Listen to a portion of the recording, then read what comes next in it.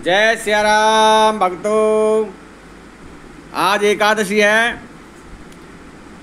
सावन शुक्ला पुत्रदा एकादशी। सजनों,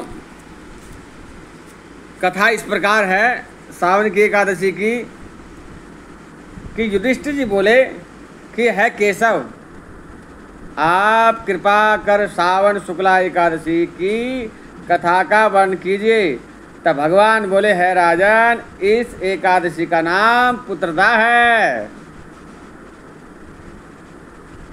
और यह पुत्रों सहित सब सुखों का प्रदान करने वाली, सब पापों को दूर करने वाली और सद्गति को प्राप्त कराने वाली है।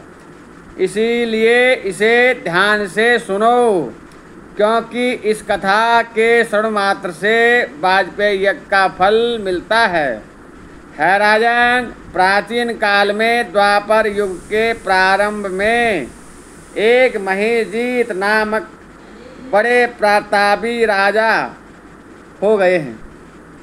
वह अपनी महिष्मती नाम की नगरी में रहकर पुत्र की तरह प्रजा का पालन करते हुए दुष्टों को कठिन दंड देते हुए, यद्यपि वे सभी तरह से सुखी थे, परंतु उनके कोई पुत्र नहीं था। इसलिए संतान की ओर से वे रात दिन चिंतित रहते थे।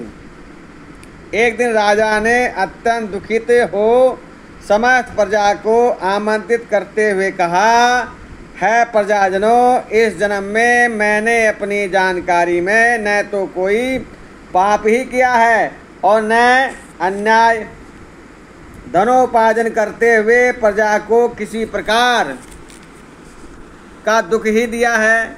इतना ही नहीं, मेरे राज्य में न कोई कर्मचारी रिश्वत लेता है और न किसी अनुचित कारण से सताया ही जाता है।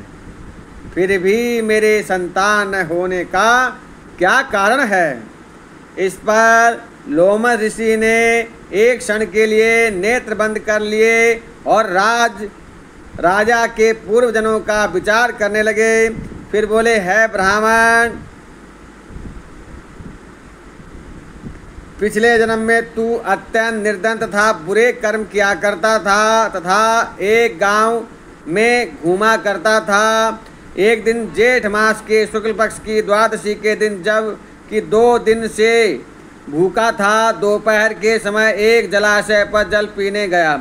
उसी स्थान पर उसी समय ब्याई हुई गाय प्यासी जल पी रही थी। राजा ने उसे हटा दिया और स्वयं जल पीने लगा। इसलिए राजा को यह दुख भोगने पड़ रहे हैं। एकादशी के दिन भूखा रहने से राजा होना पड़ा और प्यासी गऊ को हटाने से पुत्र के वियोग में दुख भोगना पड़ा रहा है। इस पर लोग बोले, है महर्षि, शास्त्र में ऐसा लिखा है कि पुण्य से पाप नष्ट हो जाते हैं। इसलिए कृपा करके आप पूर्व जन्म के पाप नष्ट होने का उपाय बताएं, क्योंकि उस पाप के क्षण होने से पुत्र रत्न की उत्पत्ति होगी।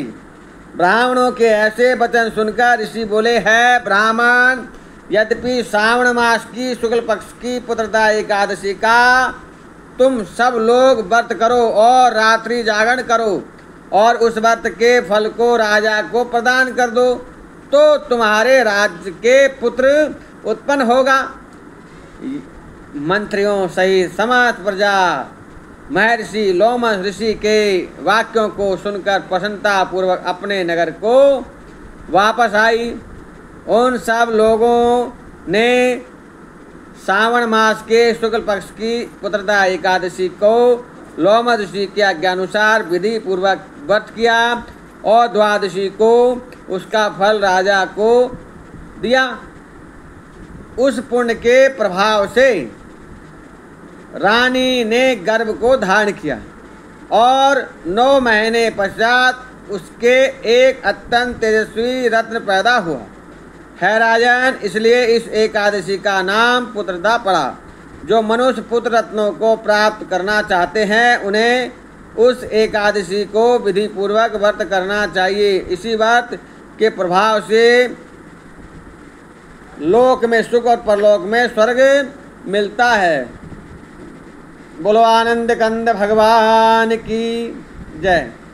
सजनों 26 एकादशियां हैं और 26 एकादशियां इस तरीके से विधि विधान से और नियम अनुसार करनी चाहिए।